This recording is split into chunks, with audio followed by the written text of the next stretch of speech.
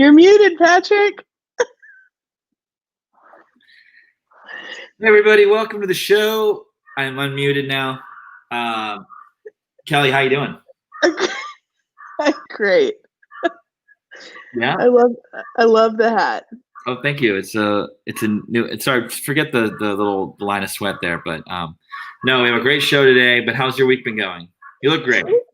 Thanks. You look great. I've been having a great time. We finally got our bookshelves set up, so yay. Progress. That's progress. And so and I don't know. Does everybody know that you moved? And like that's a whole big thing that you did.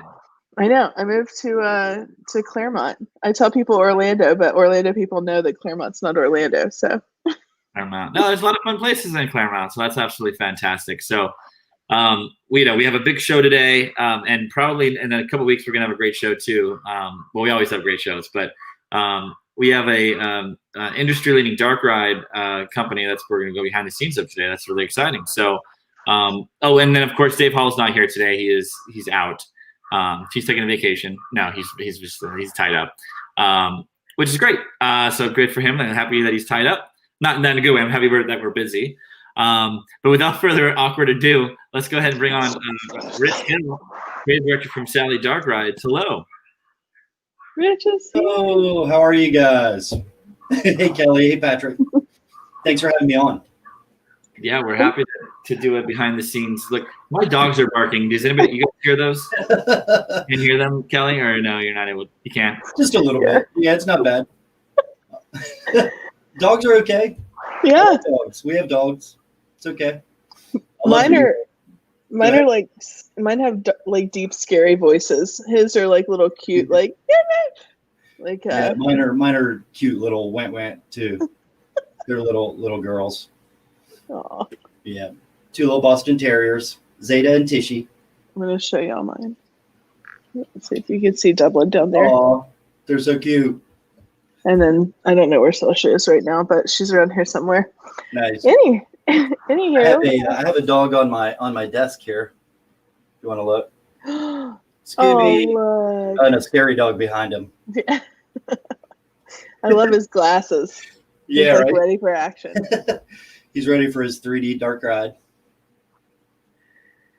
Oh. How you doing, Patrick? You're muted again. No, the dogs were just a little. The lawn people are here, so of course they were. Oh yeah, of course. Yeah. That's the whole ordeal at the clean reference here. I've been doing so many virtual meetings lately, and every time I do it at my home office, I'm in the regular office now, but when I do it at my home office, it's always the street cleaner or the yard guys coming, and so I'm always like, mute. Mm-hmm. Ignore the background noise. It's really great. The things we've been dealing with, right? Yeah, exactly.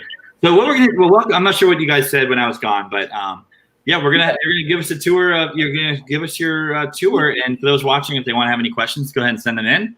I'm gonna throw it over to Kelly, and I'll just be here in the background with my computer. So don't you worry about me. Bye, guys. Bye, Patrick. So, Rich, we're about to get into this. I'm so excited. I know you're going to talk about this, but for everyone watching from home who doesn't know, Sally is based in Jacksonville, Florida, which is where I'm from originally, forever. So, Go Jags. I know, go Jags. Duval, right? Yeah. I have so much love for Sally because, up until really about 10 years ago, I didn't even realize that it was there because it's kind of hidden. It's literally Jacksonville's hidden gem. So I'm super excited to have you on and to talk about everything, all the cool stuff that Sally does. And so let's get to it. Cool. So yeah, we put together a quick little presentation here that kind of covers my story, the story of Sally, and then give some kind of hints and tips for people that are about to graduate or people that are just in the job market. There are a lot of people in the industry right now that are hurting. So I've tried to give some advice on maybe things that you could do in the meantime while you're looking for a job and places to look for a job. So So, I know that that's kind of the focus of this show. So I thought I'd throw a little bit of that in the end. But let's start out with the story of Rich. I'm the creative director for Sally Dark Rides, and I've been working at Sally for 22 years now, almost. And I came here in '99 when I was just a young buck. But really, the story of Rich starts before that. If you see this slide here on the left, we kind of go chronologically from left to right. And so on the left there, we've got Rich wielding a machete. I was a pretty weird kid. I grew up, spent my childhood really on the shores of the Chesapeake Bay in Maryland, and had just a great time exploring the Chesapeake Bay and the woods around my house. I really was an adventurer. It was such a really cool place to grow up because for one, we had the bay, so we had the blue crabs and the fish and being able to swim and boat. But then we had these woods next to my house that had just an amazing place to explore. We had there were houses that had been torn down, and there were basements that were still there with trees that had fallen in them. And me and my friends used to go back in the woods and climb down into these basements and find weird lizards. And we had these red clay caves and cliffs that were along the bay shore there. And we would climb all over those and come back completely muddy and just had a really great time as a kid. I think that's really where I learned my need for adventure and my need for exploration and to create strange and wondrous places for guests. I think that's really kind of the origination of my strange mental capacity that I have. And so then, after we moved away from Maryland, I've lived in about 7 different states. Went to 4 different high schools. We moved around a lot. My dad was a biochemist, and my mom was a psychologist. And so we moved around a lot, had a lot of different jobs, and worked in different places. And so we moved to West Virginia, and that's where I spent some of my time in high school. I also spent some in Annapolis and Pennsylvania, and kind of lived all over the place. But I was a skateboarder and a graffiti artist as a kid. So you see that weird picture down there, the bottom left. That's me with my gold chain and my braces and weird hair. I was just kind of crazy kid, but I always loved artwork. I would do artwork. The graffiti was something that I would do. I got in trouble a lot for doing that, but didn't stop me. So I really started with a lot of artwork in high school, and then went to the Art Institute of Pittsburgh in Pennsylvania for my college, and just loved that. Got to really work under some great professors. Worked under some of the best minds in like zombie films. If Pittsburgh, that a lot of zombie films were filmed there. So some of my professors, worked on those films. Jerry Gergley and Rick Catazone. Tom Savini came in and did a lot of teaching at the school. So that was a nice experience. But after graduation, I moved to Orlando, as many theme park enthusiasts do, and started working for Disney at first. And then I broke off into a company that was called Kinetics. And Kinetics was a really interesting company in that they would just do all animation, animatronics for theme parks and museums and all kinds of different places. But you can see there in the middle top where I'm a young buck sculpting dinosaurs. Those for Lotte World in Korea. And then I worked there for about 4 years, and then started my own company where I did sculpting, painting, did stuff for Disney and Universal, Six Flags, Cedar Fair, did a lot of stuff for them. Had my own company for a couple of years, and then I would I would get these leads from a supplier in Orlando, Star Scenic, and this great lady Thea. She was really cool. When companies would have a lot of work, when they're ordering supplies from her, she would say, "Hey, Rich, I think you need to hit these guys up, and they've got work, so maybe you could get some sculpting or painting from them." So one day she said there's this company up in Jacksonville called Sally Corporation, and they have all this work, and you should really contact them. So I called Sally and said, "Hey, I have this company. I'd love to do some sculpting or painting or animatronic finish for you. Let me know." So they invited me up, and we talked for over the course of a couple of days, and they said, we'd like to give you some characters, but really, we think that we'd like to hire you full time. Wow. And I said, well, I've got my own company and I've got a couple of employees, and I really wasn't planning on that, but I spent some time here in Jacksonville. Spent really almost 3 weeks here, and working from here, but I just wanted to spend some time, and I just fell in love with the place. Jacksonville is such a unique city. Like I said, I've lived all over the place and in some pretty magical places, but Jacksonville is just so unique. I love it. It's got rivers, and it's got the ocean, the beaches, downtown city. It's got these quaint little neighborhoods. And so I said, yeah, I'll take the job. I'll shut everything down. And a couple of months later, came up here to Jacksonville, and just found a place to live, and been here ever since. So I started at Sally in the art finish department, and the art finish department, we would do all the finishing, painting, punching hair, making eyeballs and teeth, and doing the fur and the costumes and stuff for all of the animatronic characters.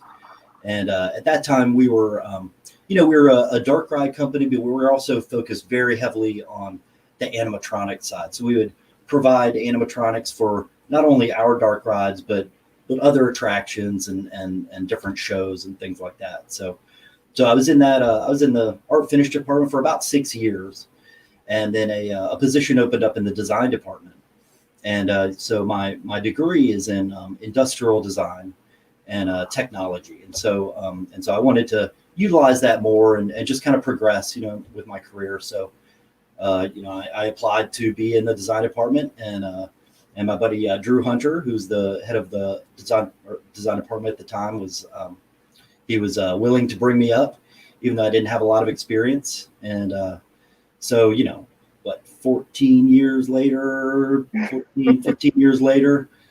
I'm the creative director, and so I get to the right side of your screen now, you can see some of what I do now, which is design, oversee the team that designs attractions and builds the attractions, art, some installation, art management.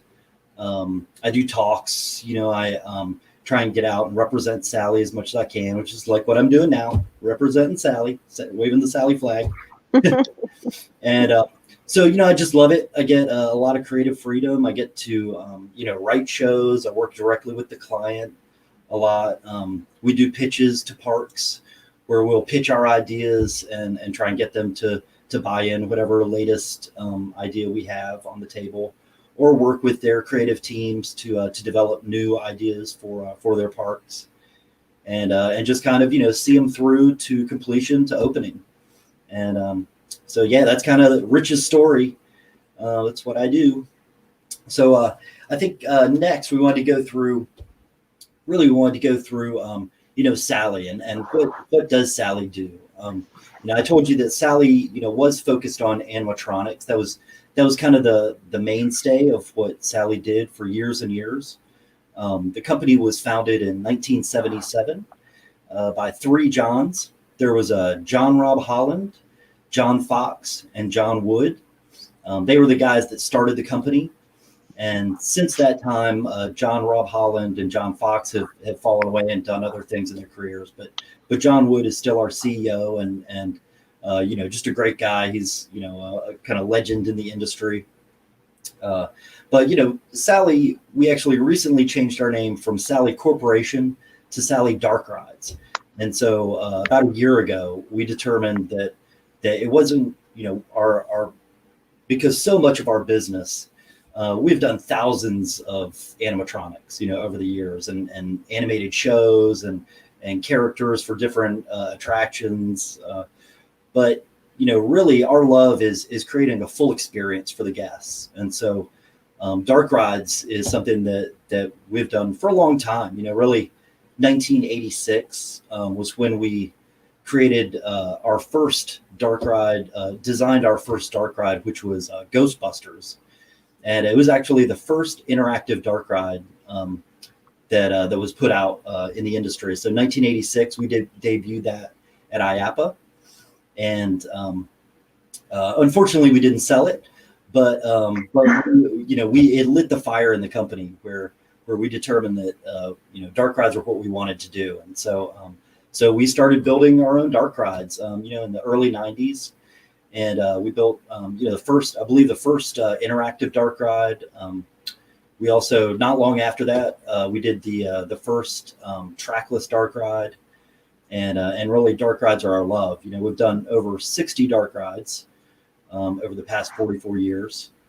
And, it's what I love. I love being able to take guests through an experience, being able to really create a story that wraps around you and is a real immersive experience. I know everybody says immersive, but, dark rides really are the kind of the pinnacle of being able to tell a story, because you do get to touch the guest senses. They get to see amazing things, and you take them through a guided experience where they're not in control of necessarily, their pace. We get to control their pace. So it's really a great way to tell stories to guests, and Sally is great at that. So thought it might be cool to show our sizzle reel. It's a couple of minutes long, but it's pretty exciting. So let's check that out.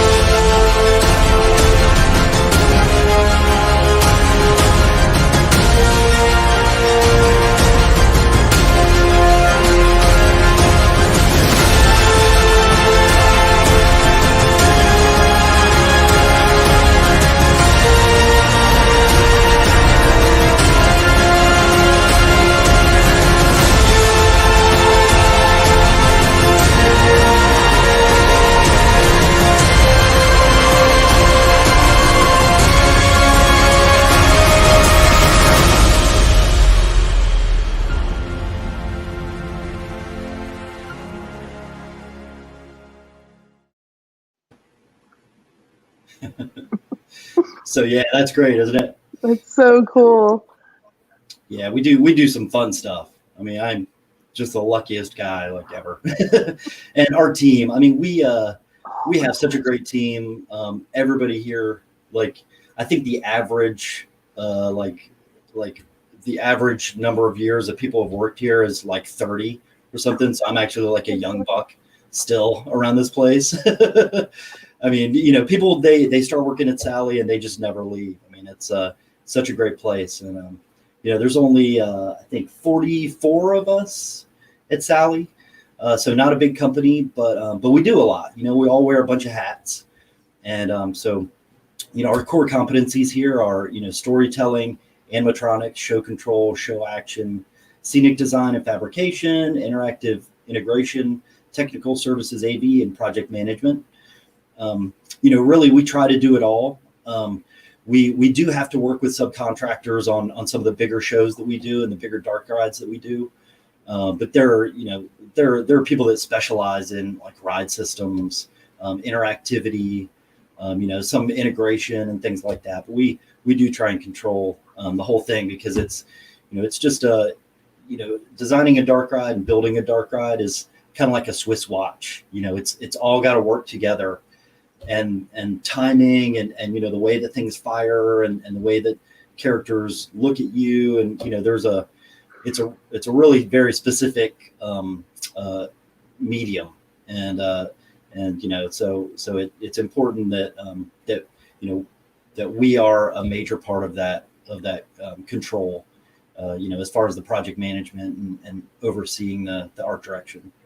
But yeah, so this fun guy over here, the pirate, he was from the new Pirates in Batavia ride that's at Europa Park, and yeah, that was a pretty cool. That's an amazing dark ride. My buddy Chris Lang, along with the creative team at Europa Park, designed that, and we were lucky enough to be you know, hired to build a couple of animatronics for it, which was really great. I mean, and so you know we still do that. You know, if people just want an animatronic from us, you know, we will absolutely do that. But generally we like to build our animatronics for our dark rides at this point, you know, and so that's what we generally try to do. This is such a cool animatronic too. Like that skin. Yeah. That's amazing. No, yeah, it looks like just a dude standing there. Yep. Yeah. Like, I'm sorry to be like.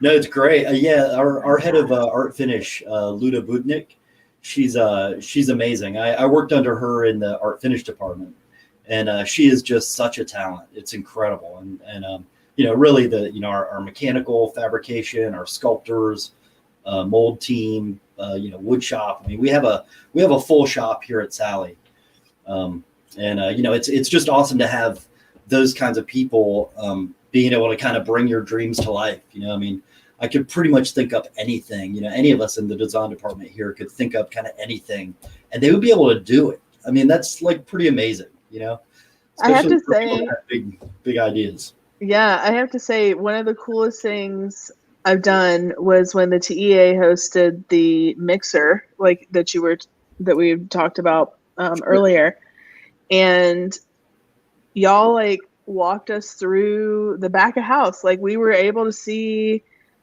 you know, not just the fun stuff, but we actually got to see like the work that went into it. It was really amazing. If y'all do that again, and if any of y'all watching, you're in the Southeast US and Sally has a mixer, you got to go to it. It's awesome. It was so cool. Yeah, and really, you know, during normal times, I mean, obviously with COVID and the pandemic and everything that's going on, we've had to kind of, you know, shut it down a little bit. But typically during the summertime, we have every Tuesday and Thursday we have free tours, and so we have a tour guide. Yeah, we have an agreement actually with the city where you know, we've agreed to bring tours through, whether they're you know, students or you know, just people that come in off the street, or you know, it's a pretty elaborate. We have 3 or 4 a day. We do them every Tuesday and Thursday. You generally have to sign up kind of, you know, 3 or 4 months in advance because they do fill in quick. But you know, if you're just like an individual, sometimes you can sneak in on them if we don't have a full tour. But it's really so cool. Yeah, it's really fun, and we have a little robot gift shop and all kinds of stuff. You know, not trying to like pitch like, oh yeah, you need to buy our swag, but like, but really, you know, it's pretty cool. You get to do a total backstage tour.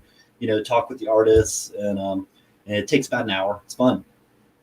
That's awesome. Oh my gosh. Well, let's hope that we can find a cure for COVID, because I want people to be able to experience all the cool stuff I saw, and that all the people that were at that mixer got to experience. Yep.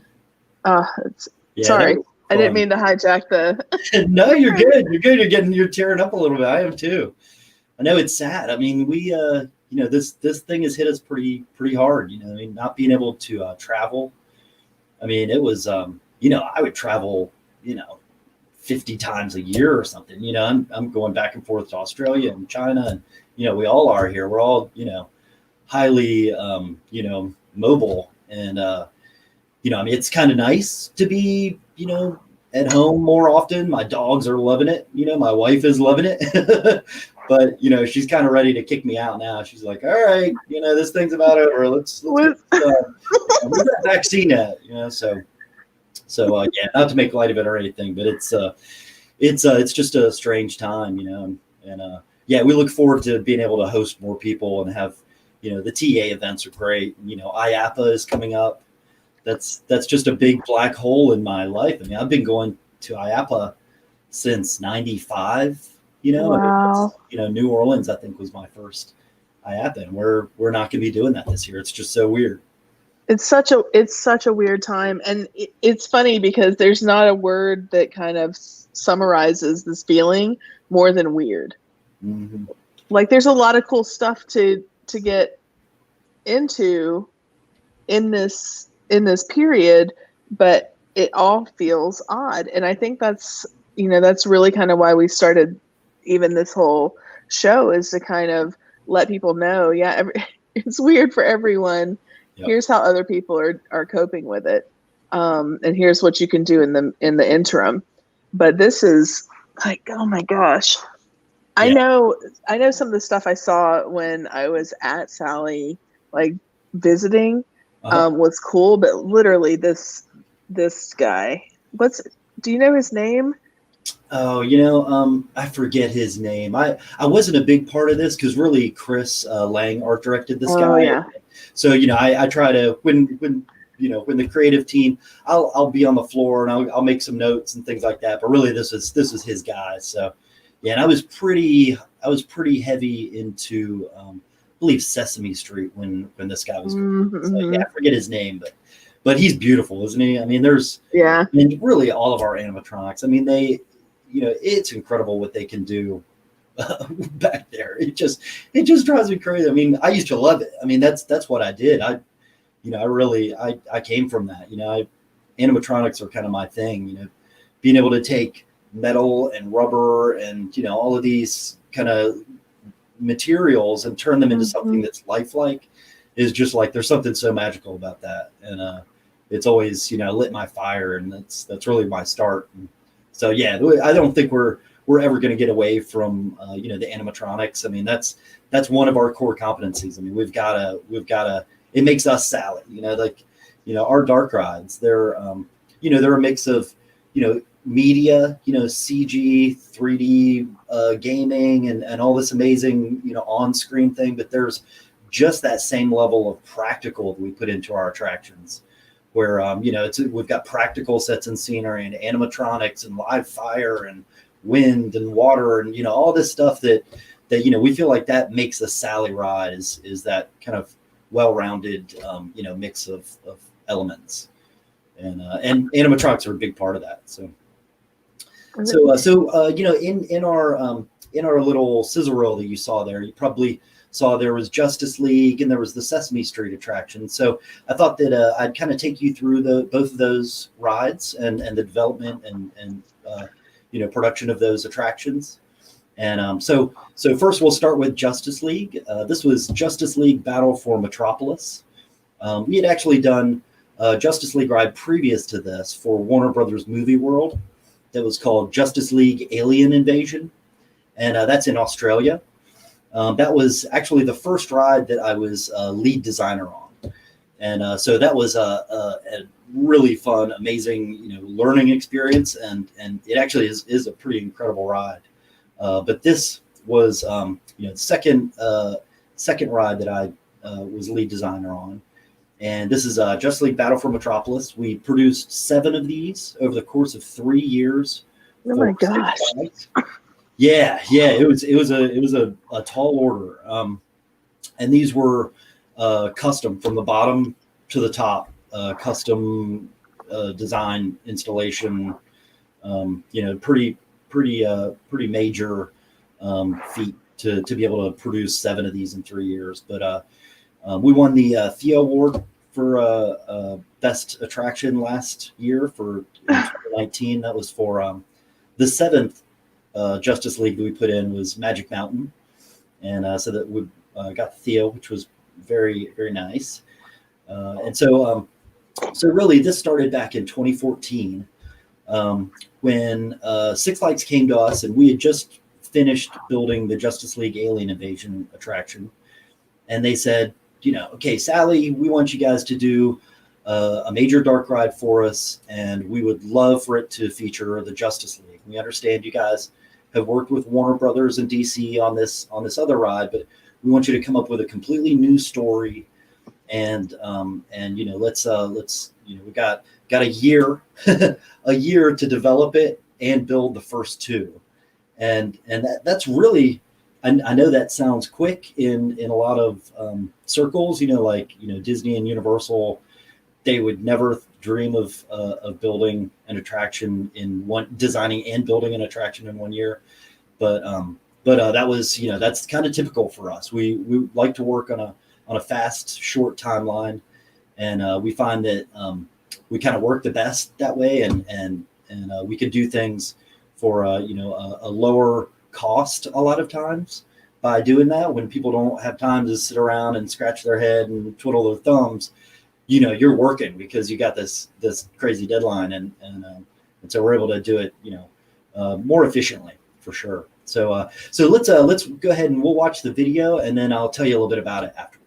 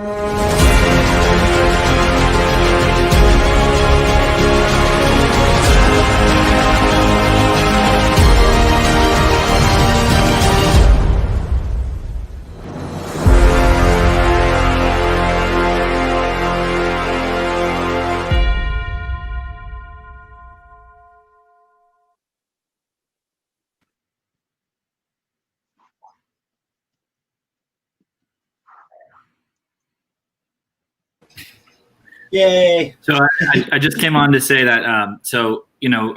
For a long time, so Six Flags Magic Mountain was my home park when I was growing up in Orange County. So we go up there, and I had a lot of home parks, but that was like the thrill, fun one. But everyone was like, "Oh, I wish there was a dark ride here. I wish there was a dark ride here." So for Six Flags and for you guys to pull this off and to put that big investment in it and to have a pretty substantial attraction that's such high quality and combine so many different things that were not seen before. All these things that were seen before, but combining them into one attraction, it was really quite fantastic. So, I know I'm a day late and a dollar short, but congratulations, Rich. It's really quite fascinating to have that attraction out there. Thanks so much. Yeah. It really was a big leap of faith for Magic Mountain to do that. We'd done 4 previous to that, to those years.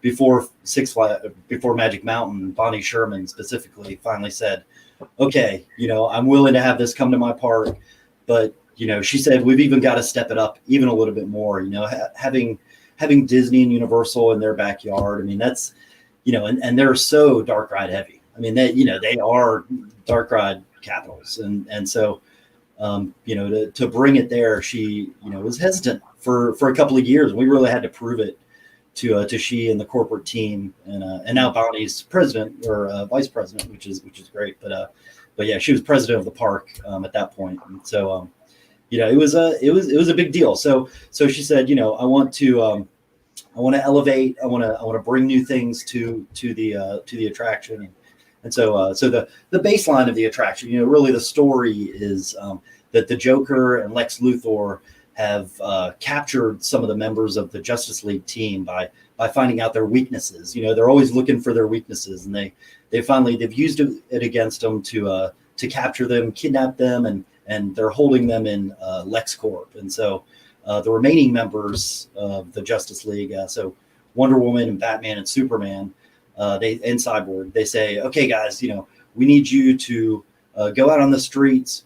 You need to battle the Joker and his minions, his henchmen, and you need to make your way to LexCorp. help us get to LexCorp, and then we're going to free the team, and we need your help to capture the Joker and Lex, and save Metropolis and save the world. Really, Right. So developing that story, Six Flags had asked us. They want a story, for one, that features some of the main bad guys. They really, they were really intent on bringing Joker and Lex together, and that's not a really easy thing to do. From a storyline, and then to have it based in Metropolis, that's another kind of issue that you have to get over from a narrative side, because Joker, he doesn't really go to Metropolis, so why is Joker there? So and then they also asked us, we want the guests to be the good guys, we want them to be the superheroes. And so how do we do that? How do we show the Justice League? It's got to be a Justice League ride, but have the guests be the superhero. And so we came up with the idea to have Joker Lex bring Joker to Metropolis to cause chaos and distract the Justice League team. So then Lex and those guys can collect the Justice League team and kidnap them. And that seemed to work out well. We pitched it to Warner Brothers and DC, and they gave us the green light.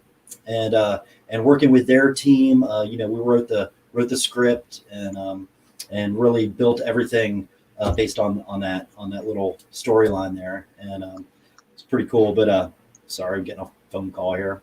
Turn my phone off. But yeah, so over the course of a year, we designed and built the attraction. We worked closely with DC and Warner Brothers and Six Flags design team.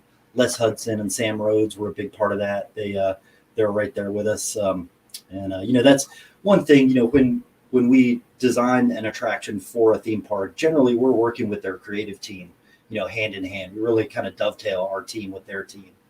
And so it's a big commitment for a park, because they have to kind of be in the weeds with us for a whole year. Mm-hmm. And in this case, it's 3 years, because every year we would try to do something a little bit better, and try and build on what we'd done last year. And so they were great to work with. The team, the whole team all the way around was just a dream team. We all had so much fun doing it. But yeah, so basically we go out into the streets of Metropolis. We go into Star Labs. We go into LexCorp. We're back out on the streets. We go through this high-speed chase down the streets of Metropolis, chasing the Joker in a monster truck, and we have all these kind of great scenes and this great storyline with a thread that goes through. It's it really was a pretty dynamic attraction for Six Flags to latch onto, and so we're very thankful that they gave us that opportunity. Well, I can imagine that when you are designing, these rides, that each one of them has their own kind of obstacle that you have to go through. But specifically, how on earth do you blend a motion base with the interactivity that this ride, because it's super, super interactive. It's not just like some passive wave at the camera and then. Yeah, sure. It's a trick. I mean, it's with gaming, I mean, it's the gaming and it's the story. Mm-hmm. And you have to balance those. It's really important that they are even-handed. And you're right, with the DOF motion base, we have the gaming part of it. You're literally trying to shoot at things as you are spinning and pitching and rolling, and moving fast and braking. And it's very important that we have to be able to actually aim at the thing. So the way that we do that is we tested the ride vehicle and made sure that it was not too aggressive with the ride profile. We didn't want it to spin too fast or pitch and roll too quickly, because it throws off your aim. Another thing was having targets that would be that would fly along with you was really important. to have targets that are static in a scene, if you're moving, you have to imagine, those things are static. And so that makes them more difficult to hit.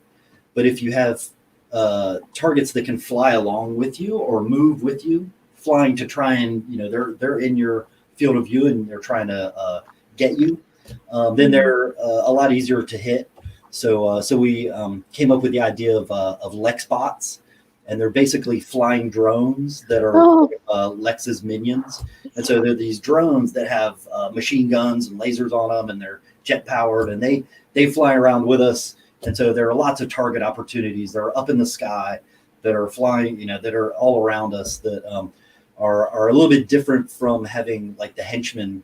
Joker's henchmen are, they're humans, and they're in this range. We need something up here that could go along with you as you travel through the spaces. And so that was kind of how we did it. It was a little bit of a challenge, and you don't really know until you get on site and start testing. But we try to figure all that stuff out, beforehand. That's awesome. One of the other cool things that I knew about Sally prior to this conversation, but probably some of our viewers don't know, is y'all don't just do like full dark rides. You do like the tiny little pieces that sure make everything up. Like it's nuts. But how, in part of that, how do you decide, like as a company, what project you're going to take on? Mm-hmm. Like, it's deciding which projects are for Sally. We're going through that right now. We're, our COO, Rolf, was just in my office. We were talking about a project that's coming up, maybe. And he's saying, these are the attributes, this would be our scope, and do we really want to do it? And, and it really comes down to, the fire. Like, does it fire everybody up? I mean, it's a big commitment to take on a project for a year and a half. That's a lot for a bunch of people to commit to. It's not just Sally. It's our subcontractors. It's Oceaneering or ETF or, Bertazon or these different ride vehicle manufacturers and, interactive systems and all this stuff. They, everybody has to sign on, and it's got to be the right project. So, obviously we look at budget. Budget is a big deal. I mean, we are able to do a lot for smaller budgets, but there's still a budget there, and if the client wants something that's, that their eyes are bigger than or something bigger than their eyes, however you say that, it's that could be a problem. If they want something that's Disney level, but they want to, pay a smaller budget, it's that can be tough to do. I mean, we can pull stuff off, but it can be tough. So we talk about, is this marketable for us? Does this have the Sally style? Mm-hmm. Are we going to be able to control it to where it's going to be a good experience for the guests? We don't want to be a part of a project that's going to be, a blemish. Obviously it's got to work. We want to work with good partners, and work with parks that we know align with the way that we work, because we have a very specific kind of pipeline, and not everybody works that way. So ultimately, what do you think would define success for you? Like, I know there's many different criteria that can go into that and different levels, but if you were like, yep, nailed it, like, what are some things that check those? It's standing on the unload platform and watching those guests come off. I mean, like that. That's the thing. You wait.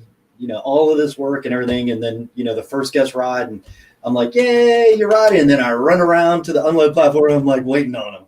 Like, what are they gonna do? Do they like it? Do they like it? And when they come off, it's and I'll stand there for days. Like, it's crazy. They'll be like, who's that 40-year-old guy that's crying on the unload platform, scaring the children, And I'm like, oh, it's so cool that you like it, but it's true. I mean, that's how you gauge. It's it's the guest satisfaction. And obviously they send out for the guest satisfaction ratings and things like that you hope that they score high. And there's a lot of ways at the end of the day that parks score those, and they sometimes let us in on those where it's uptime for the attraction. You hope to get 90% or higher. Luckily most of our attractions are at like 98% uptime, which is very important. It's we gauge it by our customer service. We don't want the maintenance teams calling us constantly saying, hey, this thing broke or that thing broke. We want it to be easy to maintain. We want the parks to enjoy having this thing and not regret it. And oftentimes, parks will call us and say, hey, we had this dark ride installed last year. Can you guys come in and fix it? And, we don't want that to happen with one of our attractions to somebody else. That would be bad. But there's a lot of ways you gauge it. But for me personally, it's the guests, seeing them come off and enjoy it. And, I get on the boards, like I'll make like a fake persona and like get on these fan boards on Six Flags, like watch everybody. Do they, they don't like that thing. We'll change that next time. Or, maybe we go back in and, or wow, they all love it. That's, I'm a nerd like that. But well, speaking of things, I have a really pointed question. Sure. Can you tell me how to get to Sesame Street? Sure. Yeah, so you get on a plane and you fly to Spain, get in a car, drive to Catalona, and then you go to PortAventura. Oh my gosh! Yeah, it's So this was the ride that we built after Justice League, and one of the rides we built after Justice League. But this is another one of the rides. I'm just so happy to say I was a lead designer on this one. And so, Sesame Street. So PortAventura called us and said, hey, can you guys build a dark ride for us? And we're thinking about Sesame Street. Oh my gosh. Immediately. I can't even imagine. Yeah. I mean, like, come on, Sesame Street. That was, as a kid growing up, that was it. I love Sesame Street. Sesame Street and the Muppets were my jam for sure. And so this was just an amazing opportunity. So we jumped all over it, and I think I designed like half of the ride like before they even got to contract phase, because I was like, yeah, this is what the ride will be. This is this is it. So we all jumped on this project big time, and we talked with PortAventura about their space. They gave us kind of an odd space that's under a roller coaster.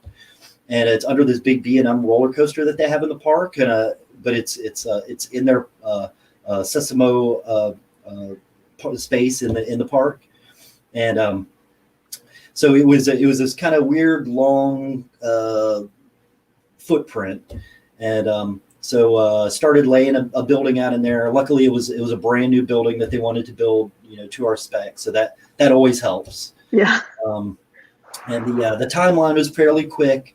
But we put this ride in that space, and just started on the story. Really, like what we do generally is come up with 5 ideas that are just like paragraphs. Like if you can't explain what a dark ride is in 2 or 3 sentences, don't make it a dark ride, because it's a short experience. You got to get guests in there, and they got to understand what it is and go through the story arc, and then have a finale.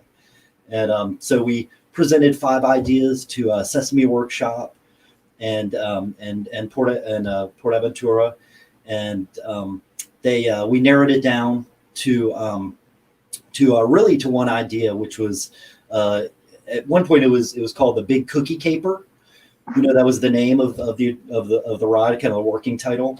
And one of the things that PortAventura said, we're seeing this a lot with our clients, and so we do a lot of R&D to try and solve this problem. But they say, we don't want a gun. You can't have a gun. You can't have kids shooting things. But we want it to be interactive. We want it to be a video game. And so so, I kept thinking about, what are good things that kids could play with. So there's like the Wii, or just a remote control for a TV, And so we came up with the cookie collector. And the idea is that Detective Grover is helping us find out who stole the big cookie that was going to be in the Sesame Street Cookie Day parade, right? So there was this big cookie, and somebody's taken it, and so we've got to help Detective Grover and all the cast of Sesame Street travel through Sesame Street, following the trail of cookie crumbs and trying to find who took the big cookie so we could get it back and save the Cookie Day parade. And so that's our mission. And so we do that. So we jump in these Sesame Street taxi cabs, and we ride through the streets of Sesame Street, following the trail. And so this is, again, this is a Sally ride. So it's 3D interactive real-time gaming that's mixed with practical sets and scenery and animatronics. This image here is actually a pretty good example where you can see, Grover, Detective Grover there is an animatronic. The stoop that he's standing on is practical, but the windows, everything around him, except for the door behind him, is virtual. And wow. Yeah, and so you see Elmo, he'll come out, see where that star is with the little lamp. Elmo comes out of that window and talks with us, and he's virtual. He's a 3D animated model, but Grover is animatronic. And we thought it'd be really great to just try our hardest to mix these two together and make them as seamless as possible. And it really worked out great, where it feels like you're just playing a game and you're just collecting cookie crumbs, and you're not really thinking about, oh, that's projected or this is practical, but it feels very very warm and exciting and immersive because things are dimensional. It's when you feel like you're looking at a screen. I mean, I don't want to wait an hour in line to stare at a screen. Like, I can do that at my house. I can play PS4 all day, but you want something that's tangible, and something that you feel like you could reach out and stand on that street and touch that sign. And so yeah, we really do. So I think it would be a good time, let's look at the video, and then I'll take you through some of the development after.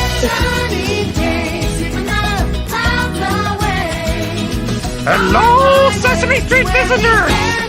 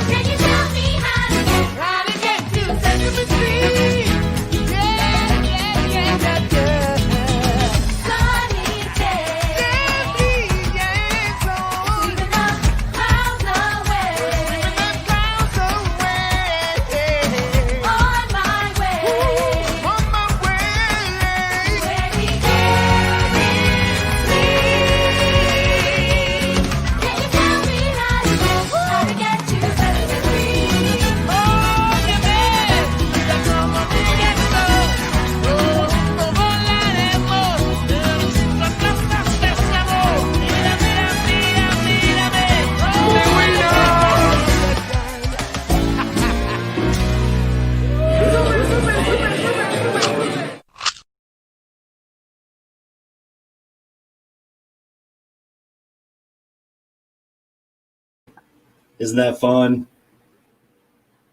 Oh, you're muted. Gosh, I'm tearing up. It looks like it's so much fun. Oh, it's a fun ride, and but I think making it was more fun. Honestly, like, we got to work with Jim Henson's Creature Shop in New York. They built the exteriors of the animatronics, and then we built the interiors of them. So we worked hand in hand with those guys. And they've got such an amazing group. It's and it was such a dream. I mean, not to mention the Sesame Street stuff was cool, but I got to see stuff from the Dark Crystal and Skeksis heads, and I got to sit in like a chair from like the Skeksis dinner, and I mean like Henson Creature Shop, and then we got to work closely with Sesame Workshop. I got to write the script, and so got to direct all of the cast of the Muppets, of the Muppeteers, the cast of Sesame Street. we went up there, myself and Bill Keevy and Logan Zawacki went up to New York and got to, go on the set, and all of the puppeteers were there. And it was kind of a fun part where we had taken, because we had to do animation, we had to build these characters in 3D and animate them in 3D and make it believable. It was, it was really important for us to capture the essence of the show. And so we thought, we've got to give our animators some reference and some direction. And so what better way than to go up there and have all the puppeteers act out every scene in the Dark Ride. And then we could take that film footage, and unfortunately I can't show any of that film footage because it's amazing. And I was, I got it in my house and I would love to show it, but I can't do that.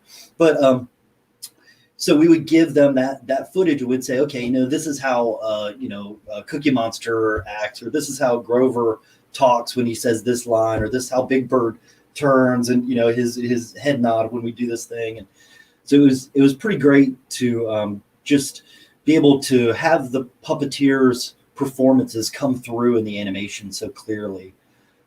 They actually the puppeteers, after we went through our filming and all of this stuff, they said, they just wanted to take us aside and say, thank you guys so much for caring about the performances like you do. They said, the Sesame Street has been done in 3D before, animation, digital before, but it was really important for you guys to get it right, and nobody's ever filmed us as reference for the animation.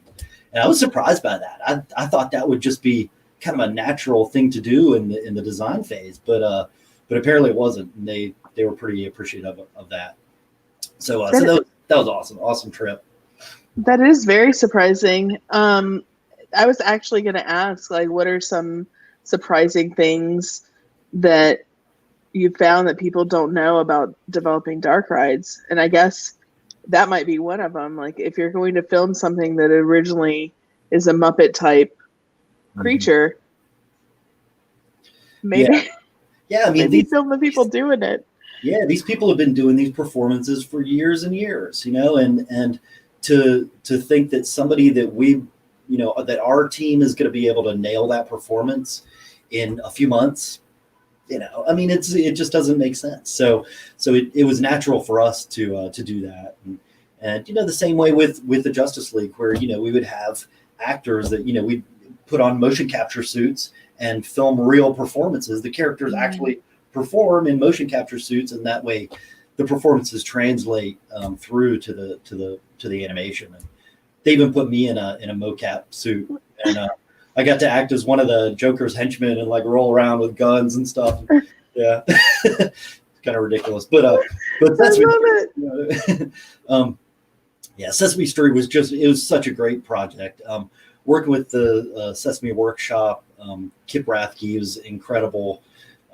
He's just an amazing creative director, and showed us the light. There's a lot of things that I think I know Sesame Street, but then when I start writing the characters or trying to think about what would this character do or how would they act, he was right there to say, no, it's more like this, more like that. And so that was just that was a joy to work with him.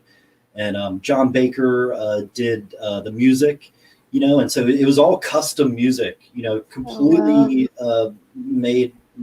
It was the Sesame Street theme, but it had to translate to the Catalan, Spanish, guests, and so that was just a joy too, just to go through the that whole process is really cool, because we had I think the Sesame Street theme, I want to say it's 15 minutes long or something like that. Oh yeah. Because we've got the queue line, which takes about 11 minutes, and then the ride's 4 or 5 minutes, and so we wanted it to kind of travel with you the entire time, and so he created this incredible score that was just beautiful. And so yeah, John Baker, he's worked with Sesame over the years for 20 or 30 years. He's worked with their team, so, and he and I have been friends for a long time. So when this came up, I said, man, John, I think that we've got a project we can finally work on together, and the same was true for Brian Morrow, for his team. They did our schematic design for Scenic. And, Oh, wow. and that was, I was standing at the Thea's, I think, a couple of years ago. And we have this standing thing now where we stand at the bar. We have a standing meeting at the bar at Thea's, and we talk about our project for the year. So you spies, don't go standing next to us at the bar and listening in. Oh my gosh, that's what Brian I was and I gonna might need to do. think of a new thing to do. Jeez. But yeah, for the past 2 or 3 years now, that's been our thing. But Brian has worked with Sesame Street before, obviously with SeaWorld and everything. So he was a natural to bring on and say, hey, this universe and help us get through this and make sure that we align with their style guides and their brand. It's so important when you're working, especially with a brand that's been around as long as Sesame Street or Justice League. You're talking 75, 50 years, for the two, and it's a big deal. They don't, you make a misstep and they call you on it. So we try not to do that. So it's important to get good people to work with, people that understand the theme and the brand, and go for it. For the Sesame Street ride, how many individual animatronics did y'all have to manufacture for that? For that, I believe, let's see, 1, 2, 3. I think we had 7 animatronics. So yeah, it's not a ton, but it was but enough. It was what it needed. Just watching the video, you're so right that the projection really meshes well with the animatronics. Like, I didn't feel like taken out of it at all. And I know that's just a video, but like usually in video you can pick up on like where the lines are, and it was really hard. So that's amazing. Hold on, I have a couple of other questions. Wow. I don't want to take, if there's anyone in the audience that has, any of our viewers, y'all have questions, like shoot them out, but otherwise I'm gonna ask mine. When you're developing a project like this, what are some things, like where do you spend the most time? Like what's the most worthwhile time, you think? Really, it's story development. At the beginning, it takes a lot of time just to develop that story, make sure that the core, and you've got to start there. It's the basis for everything. So it's it's writing that story brief, and then expanding on that into a narrative, and then into a show script and a full treatment. It's really important. And also your element matrix is important. Being able to tell the team through an Excel sheet how to do this story. It's because they can't just read a script and be like, oh, okay, I need to use a 3D Barco's 3-chip 20,000 lumen 4K projector. They can't get that from that. So you got to make sure the team understands how to build everything through an element matrix. It's just informing everyone a lot. That it's a lot of meetings where we just get around and we talk about the attraction, and everybody gets to kind of hear it over and over again to where they learn it. Our project managers are incredible. They just they have to a lot of times we translate, the design team translates to them, and then they take it out to the team in general. And it's really important for them to understand and to be able to speak knowledgeably about the artistry and the technology and our design intent. So but it really starts with story. The story is so important. That's awesome. It's really good information. What I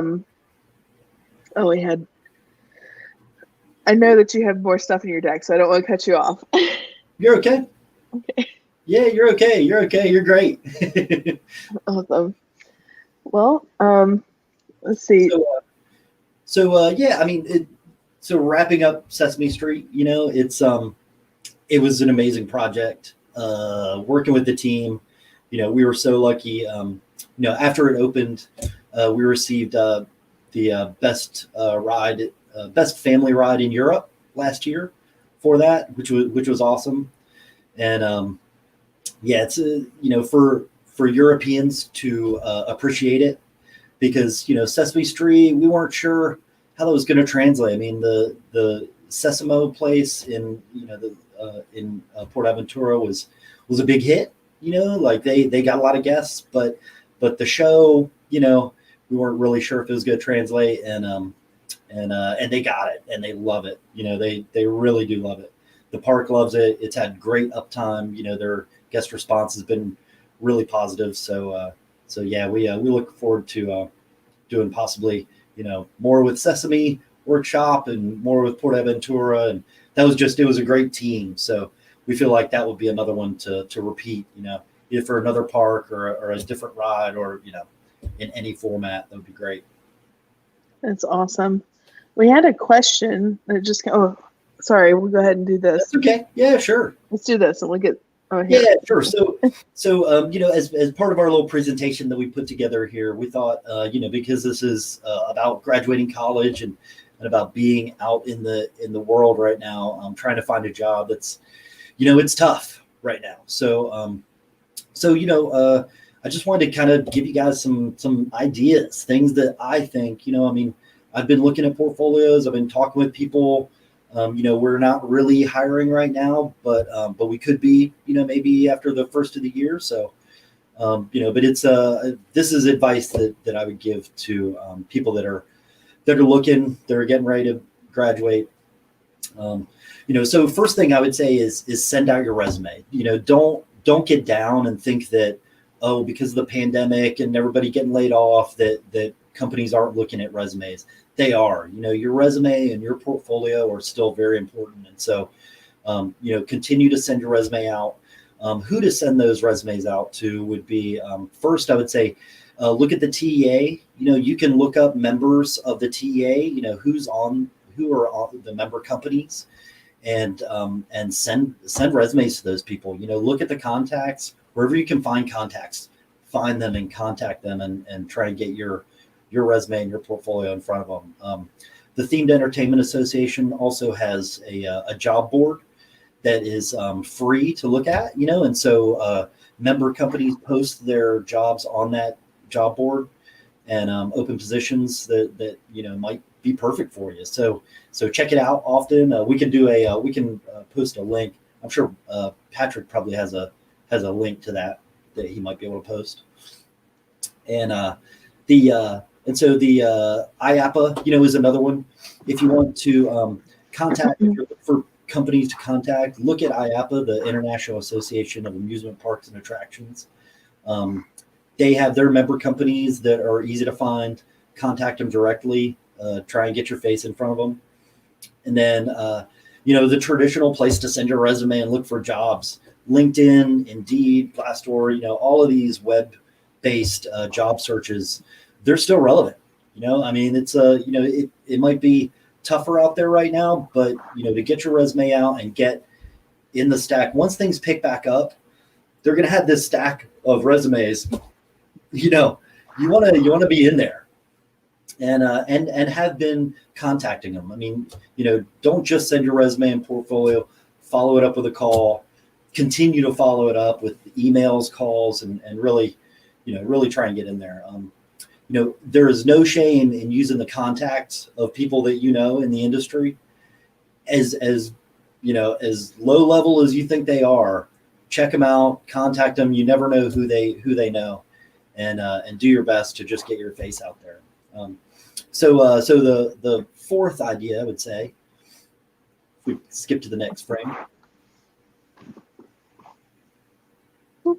Yeah, there you go. It's cool. Go to the source. When if I was looking for a job right now, if I were to lose my job, which who knows, with this crazy time, I would go to the parks. I would start looking at parks that have budgets. Go to places that have budgets, things that haven't slowed down during this time. You know, one thing that I've looked at that I've kind of come to realize is that the parks, they had these budgets for their holiday theming, you know, for Christmas and Halloween. That's a big time for parks. And a lot of them kept those budgets in place, and now they're spending that money, you know, so that's a great place to look. You know, they actually in this, you know, these tough times, they actually have projects going on, and they're usually centered around Christmas or Halloween. And you know, you might have to be creative, but they need creative people that can do that. You know, that can figure out ways to get guests into their parks and do it safely. And so look at, you know, hit up the parks around this time. This is when they're doing a lot of action. So it's not a bad time to get out there and get in front of them. Another thing was, you know, Asia. I mean, we've found that Asia is still hopping. You know, a lot of the projects that were alive last year are still alive, and you know, they're moving forward, and they're spending money. So it's a good idea if you know, if you're looking for a job, you know, as a designer, hit up some of those parks. They have creative teams. They outsource a lot to you know, to teams all over the world, and so, you know, I would definitely hit them up. And then, you know, during the pandemic, you know, there are companies that are doing pretty well, and it doesn't hurt to check out places like Amazon, Zoom, Google, medical supply houses. I mean, I talked to a friend yesterday that said that he has some positions available. They make medical supplies, and I'm like, okay, why are you contacting me? He's like, well, I just know you know people, and, you know, maybe you know somebody looking for work. I'm like, it kind of makes sense, you know, and so it really does. You know, you just got to be creative in the places that you go to try and find work, and don't get discouraged if you don't get it the first time, or, you know, because there are things you can do in the meantime, which is kind of our next slide.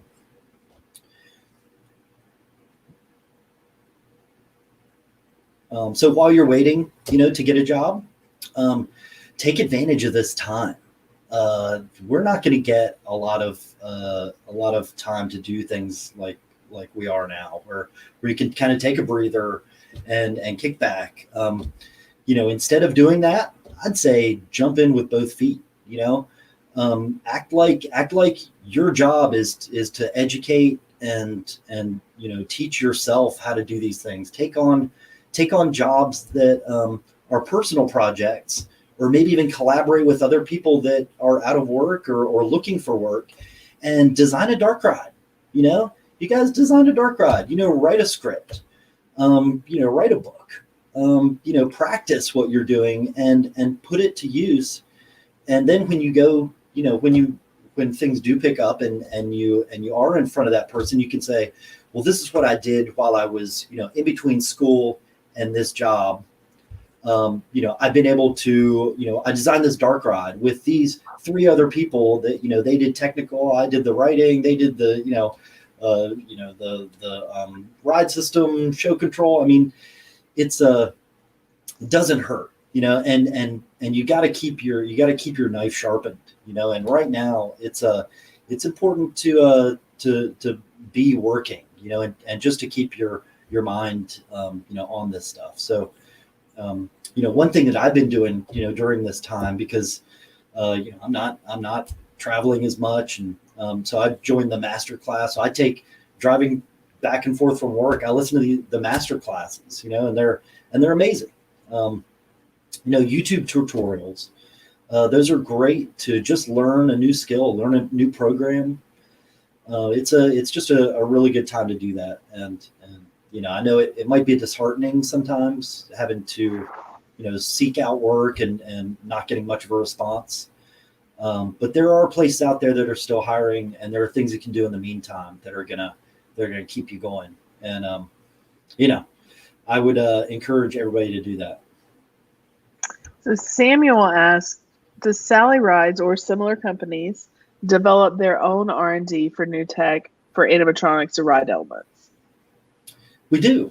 Yeah, we do. We have an R&D team, and there are members from each department around Sally, and we all get together about every 2 weeks and kind of have a standing meeting where we talk about, you know, the latest and greatest. I mean, we look at what's going on in the industry. We look at what Disney's doing, what Universal's doing, what everybody's doing.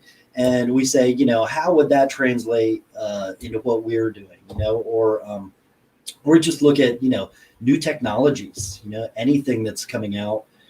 We try and look at it with a bent of, could we use that eventually in one of our rides? And, we try not to use the latest and greatest technology a lot of times because it is unproven. We like to prove it, and so we go through million cycle testing in our R&D. We have an R&D and testing area of our shop where, and I think we had the bar set up when you came, Kelly, to the TEA event that we had here. I think that was where the bar was, but that's our R&D and testing site. And so we'll test different things and we run them through, a million cycles and see if they work, if they break, and what their weaknesses are. But we were testing other things. Yeah, that's right. Yeah, we were testing different drink concoctions, I think. But we definitely R&D here. Mm-hmm. Oh, Clayton! Hi, Clayton. So Clayton from Jacksonville. Cool. What's up, Jax? He said, "Are there opportunities to work and learn here, or should we look for jobs and internships elsewhere?" That's a big question. In Jackson, yeah, sure. So there are a few companies here in Jacksonville. Pizzazz is one that comes to mind. There are definitely some graphic design. I'm not sure what you do, Clayton, but I would say if you are an artist or a designer, there's a pretty thriving art scene here in Jacksonville, and I've started displaying sometimes at like we have Art Walk, or we used to have Art Walk, now it's kind of slowed down. That's a great place to network and meet local people. There are really some talented artists and some great people that collaborate here in the city. And I would urge you to, start at Art Walk. Really, it's a great place. I think there was an Art Walk at the beach last night, and that was my wife and I were going to go, but we ended up not being able to. But it's look for those art walks and jump in on those. There are definitely some places that are better to look for and collaborate and find those opportunities. Mm-hmm. Yeah, I know. Jacksonville, I call it the biggest small town you'll ever see because everybody knows everybody, or at least they know people who know you. So Clayton, please reach out because even though I'm not in Jacksonville, I know people. Anybody who, I think I can say this, but I'm going to say it, and if I'm wrong, please, correct me. But I think anybody who is coming on a show like this is more than willing to help. Mm-hmm. So Absolutely. If I know that you're awesome and you really are giving of your time. So here's his contact info. Yep. Yeah, that's great. Yeah. So I seriously, I put this at the end of the presentation because I want people to contact me. Feel free, I'm more than happy to answer questions, help you out. I mean, I feel like it's kind of my duty. I mean, I got a lot of help when I was, trying to break into this career, break into this industry, and I'm more than happy to help other people that are like-minded. So feel free, please do. Patrick's back. I've been going through all these crazy. I have the weed whacker guy, the lawnmower guy, the dog's freaking out. My computer shut down. I lost internet thrice. I don't know. I'm so glad Rachel's here. Otherwise, I don't know what would happen. I have no idea why. But I went back outside and it was okay for a second, and then it just. So now I'm back in the. I have no idea. I really think it might be my computer overheats when this software is running, and I'm in the other computer. I have no idea. I really have no clue. But you're a mess over there, man. I know. Your iPhone crooked. I know, that's a whole other thing. Well, honestly, Rich, it was really fantastic having you on the show, and I appreciate just to echo what Kelly says, we appreciate how involved you are. I'm the same way. I only got to where I was because I people were willing to help me and meet with me and all that. And so it's really kind of you to do that. So to everyone watching, thank you for joining us. Rich, any last parting words of wisdom before we wrap up? I would say, be good to yourselves, stay healthy. And, once all this stuff is over, come see us at Sally and come for a tour. It'll be fun. All right. Well, thanks for joining us, everybody. We'll be back in a few weeks with a great show.